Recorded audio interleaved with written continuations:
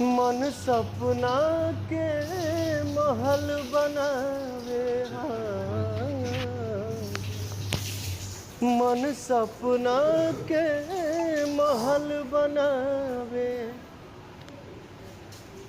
ई न समझ में आवे जिंदगी आके खेला समझ में न आवे।